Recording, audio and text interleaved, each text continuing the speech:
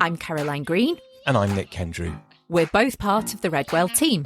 Come with us to reignite your passion for primary care. Welcome to the It's Starting to Feel a Bit Autumny Primary Care Pod from Red Whale.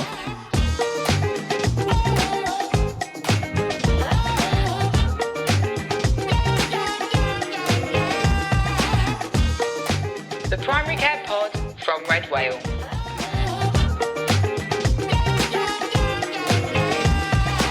Grab your preferred drink of choice or your trainers, clutch your pearls, and let's start with the headlines. Here's what's coming up.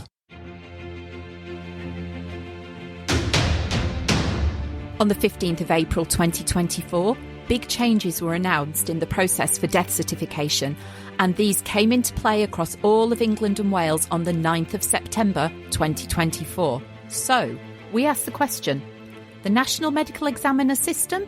England, Wales, are you ready? To many of us, the sheer choice of HRT regimes can feel baffling, but a simple message is that for all women who still have a uterus, unopposed oestrogen can increase the risk of endometrial cancer, so it must be balanced with an adequate dose of progestogen. But what is an adequate dose?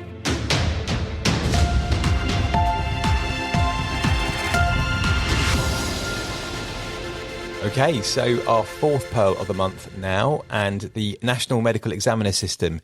England, Wales, were you ready? On the 15th of April 2024, big changes were announced in the process for death certification, and these came into play across all of England and Wales on the 9th of September 2024. The change means that all deaths that do not require coroner referral will need to be reviewed by the Medical Examiner Service. Now, this pearl took me 12 minutes and 48 seconds to read, so medium length. And if you prefer a slightly deeper dive, then you could watch our handy bite, which is about 20 minutes long, where Kate, a GP, interviews David, a GP and medical examiner, about what this all means. Now, you'll need to create a free account on redwhale.co.uk to watch this if you haven't already done so. Caroline, what did this one mean for you? Well, this is the one that made me think I wonder how this is going to work out in real life as it gets rolled out, and I guess time will tell. Yeah, exactly. And I had to do my first one a few weeks ago because we were piloting this before it became official. And touch wood, I have to say it went smoothly. I was quite anxious when I did my first one, thinking, oh, what's going to happen? But it was absolutely fine. So I think it's one of those ones that will just become part of the process and you won't think about it after you've done your first couple. So the written pearl is based on government guidance for death certification reform published in December 2023, which is applicable to England and Wales, and Professor Jason Payne-James's study published in Medicine, Science and Law in 2023.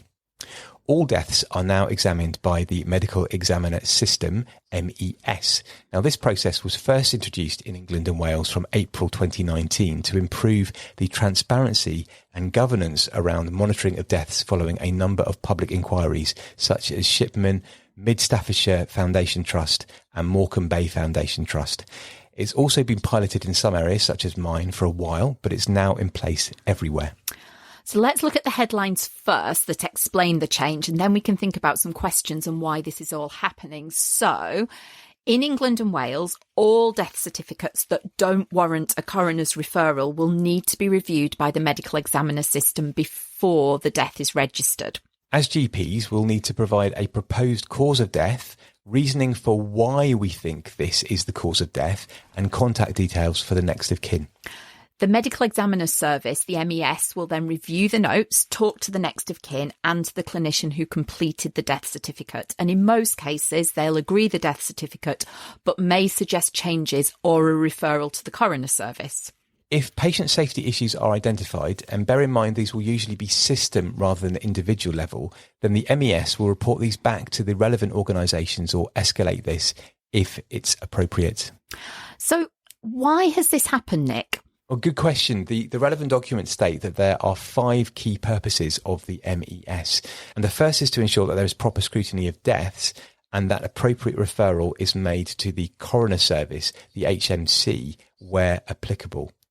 I think it's important to say here that the idea of an external clinician reviewing the cause of a patient's death can feel intimidating for some of us, and the language used in the legislation doesn't help. Referring to scrutiny of the death feels as if it could be critical of our care, but actually in this context, all it means is careful and complete examination. Yeah, absolutely, Caroline, because looking at the bigger picture, this is actually a good thing, because the other 4 key purposes of the MES are to identify any patient safety issues and to ensure that appropriate public safeguarding measures are in place, to provide a route for relatives, qualified attending practitioners and whistleblowers to have their concerns listened to and appropriately escalated. And qualified attending practitioners are the doctor who has completed the death certificate after having treated the deceased in their last illness.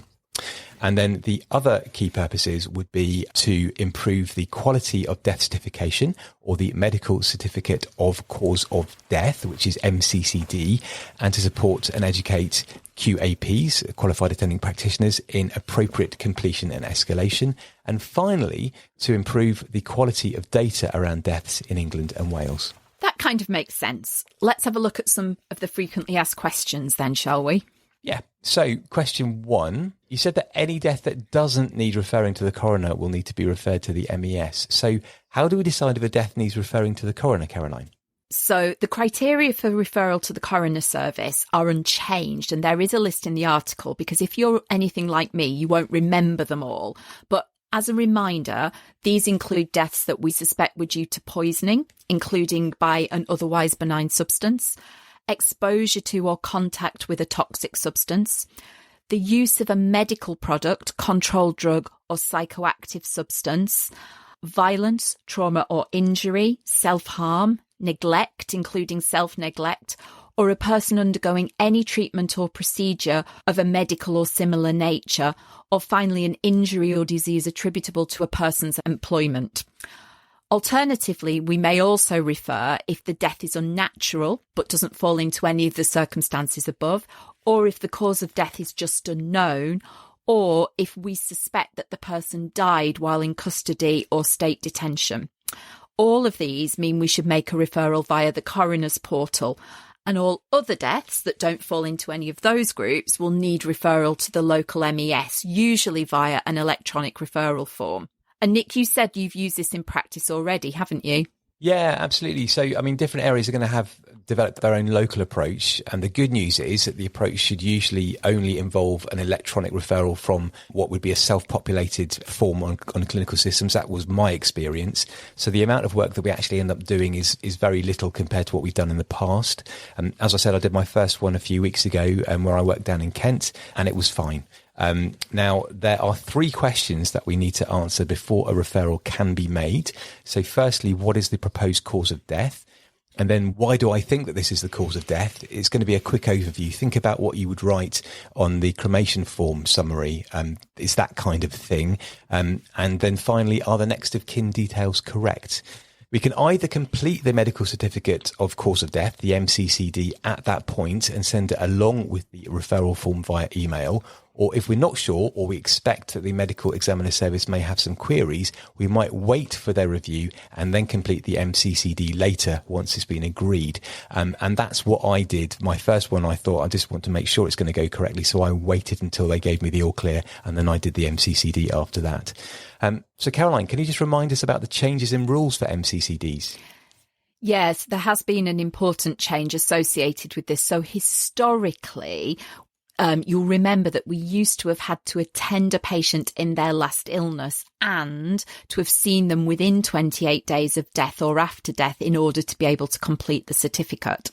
What the rules now state is that if we have attended the deceased in their lifetime and can propose a cause of death to the best of our knowledge and belief, that is sufficient to be able to complete the death certificate.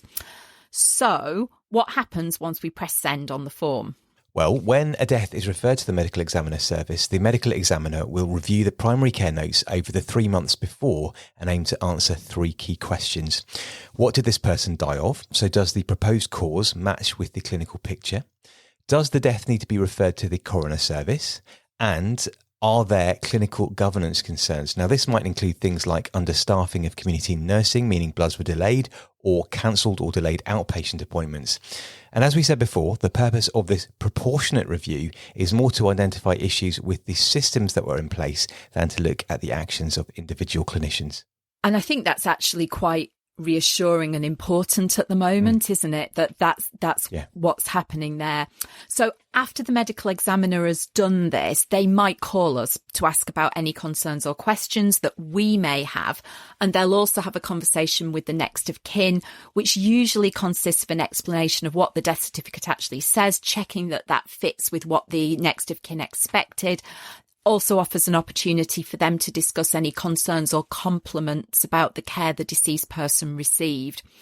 And if you're wondering how long this will take, well, you may well have had your own experiences of your local service by now. David, who wrote the Pearl and who's a GP and medical examiner, told us that the service he works in will aim to complete this scrutiny process within 24 hours.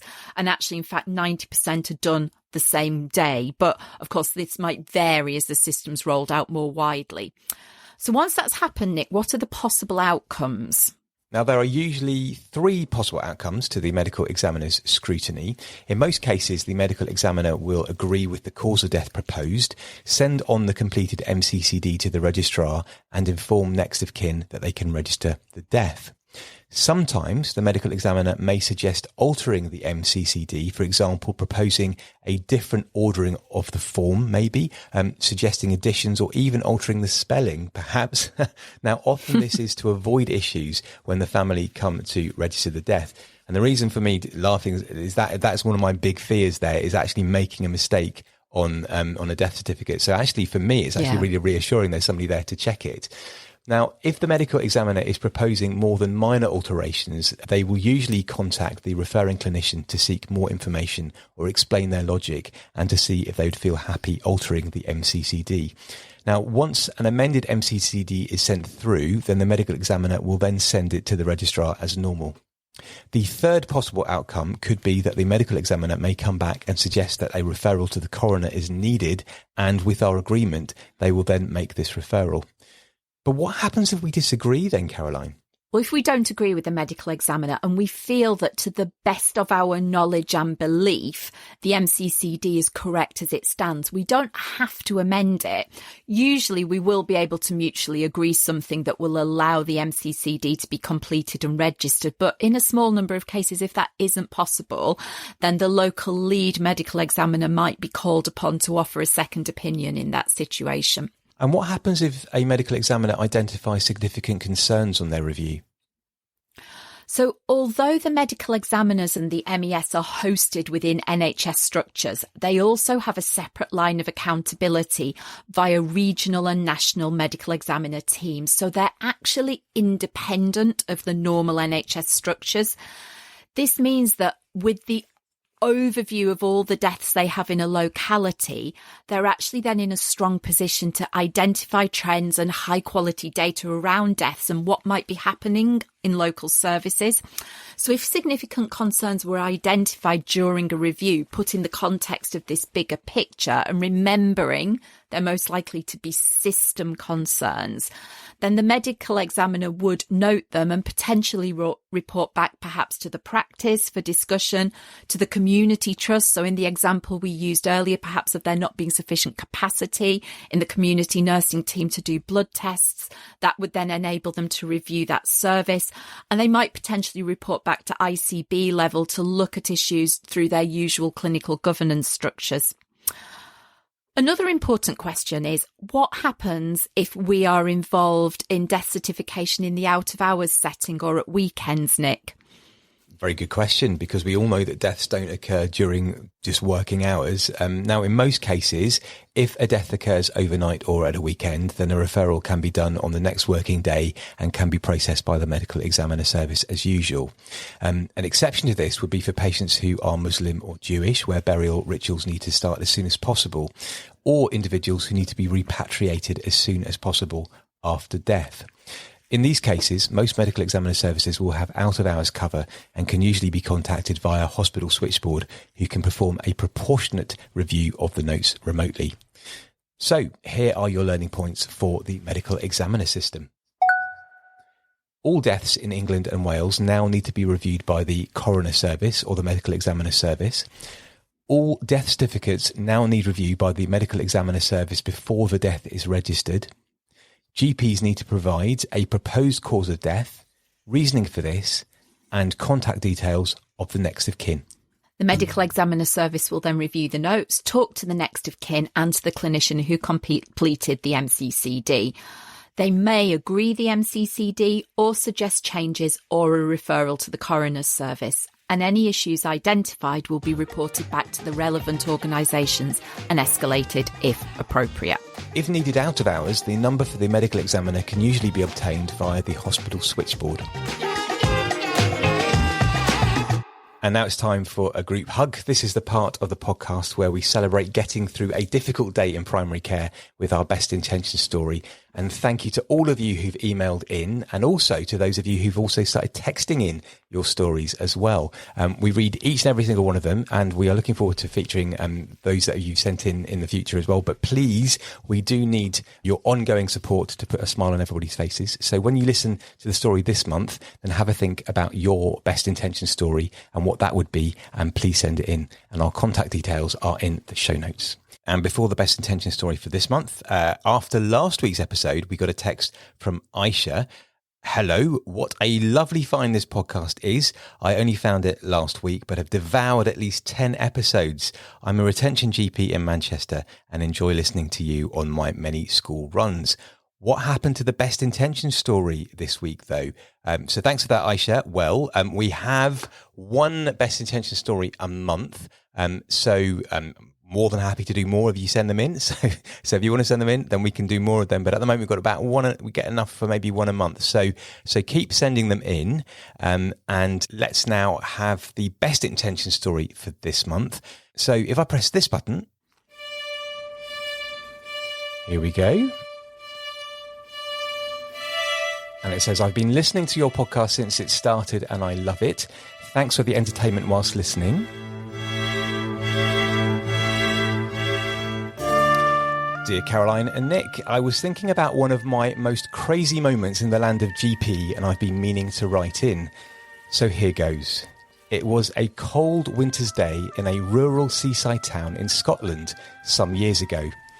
I was a very pregnant GP trainee counting down the days until maternity leave. I was asked to go on a nursing home visit to assess a lady. It was one of those crisp, bright blue sky days, but it was also January, so very cold. I was wearing many layers, but also at 36 weeks pregnant, had an internal radiator and a very large bump. Now, the nursing home was stiflingly hot. I took off my coat and trudged down the long corridor to my patient. She was clearly cold, and her room was as tropical as they get. I've been in colder saunas. I completed the consultation with relative ease, always a result, despite the sweat trickling down my back, and I was looking forward to my lunchtime brownie, which was going to be a treat. As I went to leave the room, the patient asked me to retrieve her slipper from under the bed. Being unable to see my own toes or bend in the middle at this point, I smiled politely but internally sighed at the thought of this rather challenging task. I slowly got myself onto the floor, and my target was visualised, but far away, near the back of the bed, which was fixed to the wall. I sighed and wriggled my whale-like body under the bed. I reached the slipper with much grunting and groaning, and then I realised I was stuck. As the bed was fixed, I couldn't lift it up with my back. I did a shimmy. I pushed my distended self into the carpet, which had a pungent smell, shall we say, and hoping to unwedge myself, but no. Now what? I shouted to the patient that I was stuck, but she couldn't hear me because she was fairly deaf. The sweat was now drenching me. Panic set in. After a while of my frantic wiggling bottom, the patient caught on to the problem, and she announced that she'd pushed her buzzer. A carer arrived some minutes later. She stifled a laugh as she went to get a colleague to help. After much bump wiggling and help from the staff, I escaped unharmed. The slipper was returned to its rightful owner, and I retreated from the inferno back to the surgery coffee room, where the enjoyment of the brownie was even greater, and my colleagues enjoyed the tale of the beached whale. So, my learning points are: always remove your thermal layers before going into a super hot room. Sometimes it's okay to say no and ask somebody else to get the slippers. And never ever wriggle yourself under a bed when you're 36 weeks pregnant. Kind regards from Kate Craig. Thank you, Kate. That's a brilliant story. Oh, thank you, Kate. Oh, you can really feel that, can't you, poor thing? Brilliant. Bless her. Now, Caroline, last week you were telling us all about the exciting content that we've been filming for our live digital courses, and you've got another exciting thing to tell us about. Yeah. Other really exciting thing that's happened this month is that we have launched our GPST Essentials package in partnership with the MDU. So this is basically an opportunity for all GPST 1s, 2s and 3s to be able to access Redwell knowledge for free, to support them during their training and with their preparation for exams. We know loads of you out there find that useful. There'll also be a few webinars through the year just to try and demystify the process of workplace-based assessment and the AKT assessment, and later in the year something around statistics interpretation, which we know is something that's tricky. And if that's something that interests you, you will find a link in the show notes as to how you can sign up for that for free wherever you're working in the country. So do have a look at that. And if you're a trainer or you've got trainees in your practice, perhaps share the link with them if you think that's something that could be useful. Yes, please do share that link. Now, we've had some feedback about one of the topics that we covered last month, haven't we, Caroline? Yes, so last month we talked about RED-S, which is relative energy deficiency in sport. And we received an email from a listener who has a family member who's affected by the condition and wanted to share with us just how difficult it is to access secondary care support for this condition, which certainly wasn't something that we were as aware of as we are now. So apparently there is one specialist site in the whole country that can provide support for this, and many eating disorders services struggle to know how to support people struggling with this condition. So that was really interesting, and we just wanted to share it with you. And do send us information on the text or by email if you have local services you can access. We'd be really interested to hear. Yes, and thank you for that feedback. And also it's really interesting to be able to highlight the way that we work at Redwell, because our content is quite dynamic. And if we get comments like that, then we look into it. And we in the podcast here have a unique opportunity to ask for your help as well, to tell us what's going on around the country. So if you can give us more information on that, that'd be really helpful. Okay, on to our fifth and final pearl of the month now, and HRT regimes and progestogen dosing. Is it time to change our practice? The whole pearl took me 16 minutes and 32 seconds to read, so a fairly long one, and we're going to give a brief summary here. Now, as we know, the symptom relieving part of HRT is oestrogen, but giving unopposed oestrogen to women who've not had a hysterectomy significantly increases the risk of endometrial hyperplasia and cancer. And that's where progestogen comes in, to protect the endometrium and also reduce the likelihood of unscheduled bleeding, something that we talk lots about on our menopause course and GP update course this season. So a key message is that HRT must contain an adequate progestogen to negate this risk. Combined HRT formulations generally contain a progestogen dose that is matched with the estrogen, so we don't need to make any dose adjustments. However, increasingly, in clinical practice, we are prescribing split regimes in which we give an estrogen-only preparation with a separate oral or intrauterine progestogen. These let us titrate hormone doses more easily and means we can prescribe medically safer bioidentical HRT.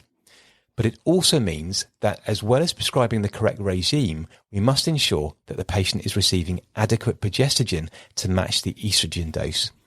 Now, earlier this year, that's 2024 if you're listening next year or beyond, the British Menopause Society issued consensus guidance on the management of unscheduled bleeding on HRT, which we've summarised in our article on Redwell Knowledge and discussed the implications for primary care. And it's important to note that in this guidance, the BMS recommend the use of off-license higher dose progestogens. And they recommend that for women who are on high dose estrogen as part of their HRT regimes and who do not have an IUS fitted. Now, this is controversial and it's based on consensus, and it represents a big change in practice. So let's start by looking at the endometrial cancer risk for continuous versus sequential HRT regimes at standard licensed doses and comparing that with the baseline population risk of endometrial cancer. So for continuous combined regimes, they're associated with a lower risk of endometrial cancer. For sequential combined regimes, they're associated with a similar to baseline risk for the first 5 years of treatment, but that actually increases by up to 3-fold after 5 years. But that's assuming an adequate dose of progestogen has been given for the estrogen throughout that time. If inadequate progestogen is given to match the estrogen dose, then the BMS considers this to be either a major or minor risk factor for endometrial cancer, depending on the duration of inadequate dosing. And the bottom line is you will need to look these up in the table we've provided because we'll never remember them. They're complicated. But what it would be useful for us to talk about now is all of the risk factors for endometrial cancer, because I want to just pull out a few key ones that we might not remember, but actually that are good just to have sat in our minds. So a raised BMI is an independent risk factor for endometrial cancer, with a BMI between 30 and 39 being considered a minor risk factor and a BMI of over 40 being a major risk factor. Lynch syndrome is really important to remember. So this is a increasingly common and identified genetic condition that's associated with gynecological cancers, colorectal cancers, and small bowel, renal and upper GI cancers. So we can ask about family history. A NICE state that all women diagnosed with endometrial cancer should now be offered testing for Lynch. Another risk factor for endometrial cancer are women who have anovulatory cycles, so particularly the type we might see in polycystic ovary syndrome, and also type 2 diabetes is a minor risk factor for endometrial cancer. So I just thought it was worth having those on our radar for when we're approaching women who present with bleeding.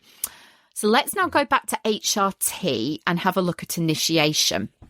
Yes. So when we talk about initiation, then we're looking at should we prescribe sequential or continuous progestogen. So we'd start a sequential regime in any woman with menopausal symptoms under 55 who's had a period in the past 12 months.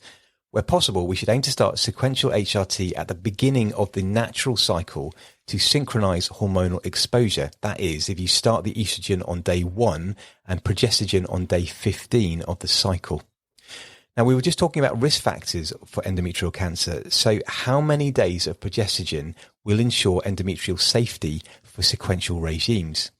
Well, a minimum of 10 days per month is needed in sequential regimes and 12 days for micronized progesterone. Evidence suggests that sequential regimes in which progestogens are given for less than 10 days a month are associated with increased risk of endometrial cancer, which is 3 times higher than baseline after 6 months of use. For ease of dosing, a 2-week course each month may be more practical. So that's sequential HRT. If we're starting a continuous combined regime for women with menopausal symptoms, we would consider that for postmenopausal women who've been naturally amenorrheic for 12 months, or perimenopausal women who are amenorrheic on hormonal contraception, or women who are amenorrheic after endometrial ablation. Now, in a continuous regime, the BMS state that progestogen should be given daily to ensure endometrial safety. Though interestingly, micronized progesterone is only licensed for 25 days of a 28-day cycle. See, I told you this was tricky to remember. You did. Now, because of the increased risk of sequential regimes, we should switch to continuous within 5 years of the start of HRT use or by the age of 54 years. We could also consider doing it sooner.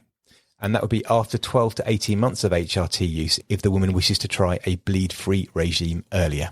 Phew. Okay, so going back to what you said at the beginning of this section, Nick, in its guidance, the BMS recommend the use of off-licence higher dose progestogens for women who are on high dose oestrogen as part of their HRT regime and who don't have an IUS fitted. And as a reminder, this is based, as we said earlier, on expert consensus. But that's because there's an absence of evidence because studies just haven't been done with the higher doses of estrogen that some women are now using.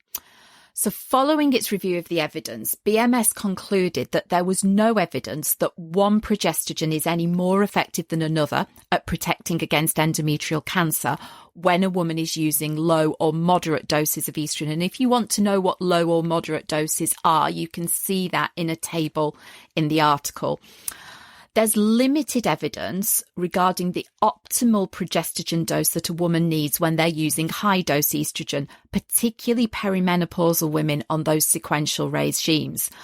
And the adequacy of progestogen, particularly micronized progestogen, is uncertain for women on moderate to high-dose estrogens. But importantly, all of the 52 milligram IUSs have been shown to provide sufficient endometrial protection on all doses of HRT for up to 5 years of use.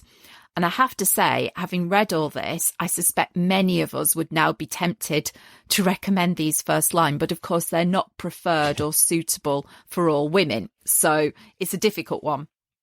As a result, when an IUS isn't used, the BMS has therefore suggested these higher dose progestogens to match the higher dose estrogen, which also should help to prevent breakthrough bleeding whilst also reducing the endometrial cancer risk. So as I said, there is a table in the written Pearl that gives you the progestogen doses for HRT, matching it to the dose of estrogen. And it's well worth having a look at that. If you don't have access to Redwell knowledge, we have added a link to the BMS guidance as well in the show notes, and you can go straight there as well. So here are your learning points for HRT regimes and risk of endometrial cancer. Continuous combined HRT is associated with a reduced risk of endometrial cancer. Sequential combined HRT does not increase the risk of endometrial cancer for the first 5 years of use, but is associated with an increased risk after this time. We should ensure that all women are on a continuous combined regime within 5 years of starting HRT or by the age of 54. And in a sequential regime, a progestogen must be given for a minimum of 10 days, and this increases to 12 days if it's micronized progesterone. When prescribing HRT, we must ensure that the estrogen dose is balanced by an adequate progestogen dose. Now, if you're hankering after a Redwell Knowledge subscription, then we're offering a 10% discount on Redwell Knowledge for our fabulous Redwell Pod members. So how do you become a member, I hear you ask? Well, if you're listening to us, then you are part of our pod. And all you have to do is go to redwhale.co.uk, put Redwell Knowledge in your basket and enter the code RedWhalePod to get 10% off. So here's a small print. The discount is only for this product and it won't work on anything else. And please also note that this voucher code is all one word and all lowercase, RedWhalePod. And if you've enjoyed listening, then please give us a 5-star rating on whichever platform you use. It only takes a few seconds. We'd really appreciate it. And if you can spare a little more time, then please leave us a nice review. Because of the way the algorithms work, it means that other people just like you can discover us. And of course, putting algorithms aside, there is no greater recommendation than a word of mouth recommendation. So if you've got some value from listening to the podcast today, and don't keep it a secret, please tell everybody that you know who might also benefit from listening. Now, all the resources that you need are in the show notes and all the links are in the show description on your preferred podcast platform. You can also find us on social media. We're on Facebook, Instagram, LinkedIn and X. If you want us to see something about the podcast, then please use #RedWhalePod. And the other thing that you can do if you click on the link in the bio is to leave us a voice message telling us about anything that you found helpful or would like us to go over. You can also email us. Our address is podcast@red-whale.co.uk. And until next time, I'm Caroline Green. And I'm Nick Kendrew. Remember to keep Redwell Knowledge open on your desktop at work so we're with you when you need that bit of extra information or reassurance. Take care and look after yourself. Goodbye. Bye.